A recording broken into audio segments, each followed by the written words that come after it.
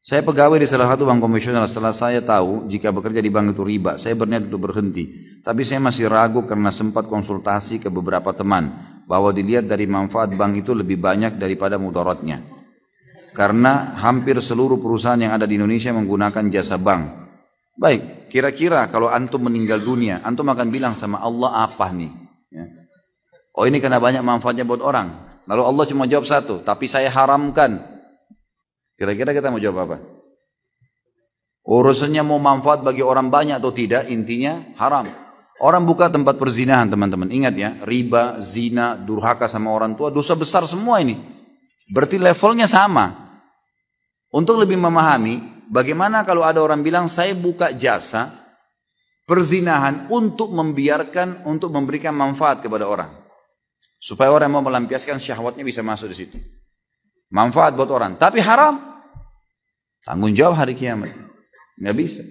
Sama halnya dengan ini teman-teman sekalian.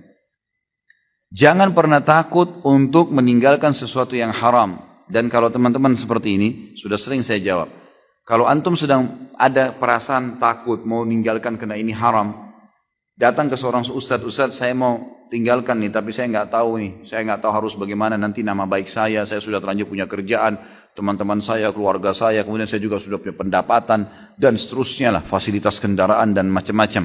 Kalau saya tinggalkan, maka martabat saya, nama saya, makanan saya, semuanya terganggu nih. Dan itu. Seperti itulah. Bapak bagaimana hukumnya? Tetap, jawaban agama haram. Dan kalau anda mau lebih pasti, lebih aman, tinggalkan. Karena kalau tetap bertahan pada sesuatu yang haram, konsekuensi pembersihannya lebih lama.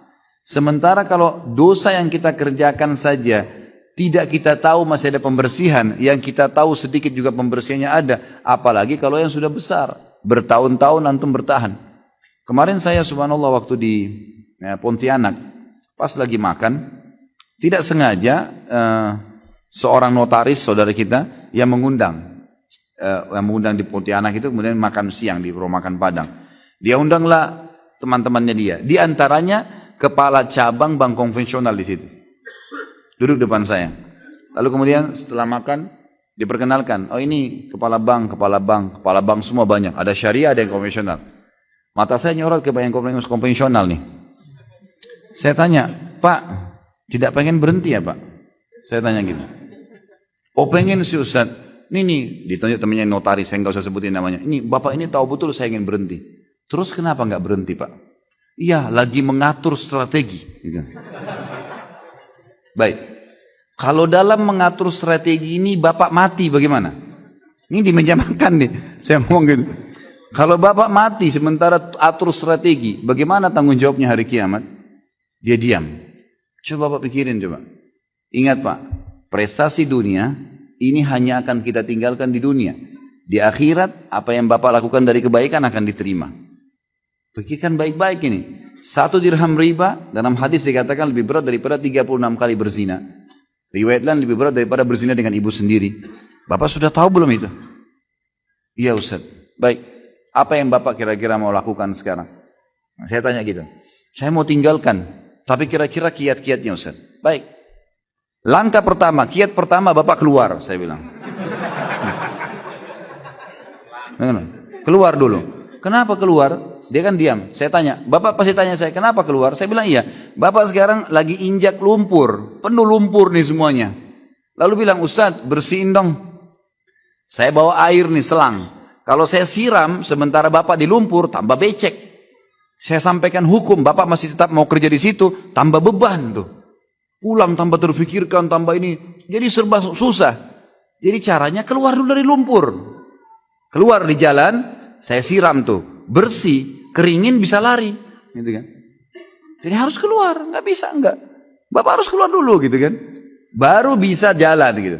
Dia bilang sebenarnya gini Pak, saya bilang minimal Bapak pindah ke syariah, saya bilang gitu. Iya sebenarnya mau Pak, dan Bapak perlu tahu, dia bilang Pak Ustadz, waktu bank syariah dibuka, begitu mau buka cabang di sini dia bilang, gitu kan? Semua ini yang konven ini mau pindah ke syariah semua. Sampai sekarang dikasih peraturan udah nggak bisa lagi. Jadi ini yang membuat masih tertahan. Baik, kiat pertama dari saya keluar. Kiat kedua, Bapak mulai memikirkan dari uang yang ada untuk buka usaha. Usaha-usaha. Yang ketiga, Menjelaskan pada istri, pada anak, supaya mereka tidak kaget tentang masalah haram. Ajak mereka supaya satu rumah semua kerjasama untuk itu. Yang keempat, bertawakal kepada Allah. Sudah. Kalau enggak, nanti kalau mati bagaimana tanggung jawabnya? Allahu alam. Jadi seperti itulah kurang lebih nasihat saya kepada penanya tadi, seperti saya sampaikan ke sana. Saya pernah juga dapat pertanyaan begini Pak Andoko. Gus, apa hukumnya bekerja di bank? Saya dulu bekerja di bank, karena ada orang mengatakan hukum bekerja di bank itu haram, saya keluar. Dan sekarang saya menjadi pengangguran, keluarga saya lontang-lantung. Tak jawab, kuwi goblokmu. Ngopo wis duwe pekerjaan kok dadak metu gara-gara terprovokasi, bekerja di bank itu hukumnya haram. Kalau Anda mengharamkan bank, kamu transaksi ya jangan pakai uang, karena uang itu produk bank. Berarti kalau kamu membeli sesuatu, Bu, jangan menggunakan uang tapi barter. Aku tuku jilbabmu tak bayar nganggo kacamataku. Kowe tuku kacamataku mau bayar karo sempakmu, kuwi jenenge barter. Jadi angsal apa mboten Gus kerja ning bank? Oleh.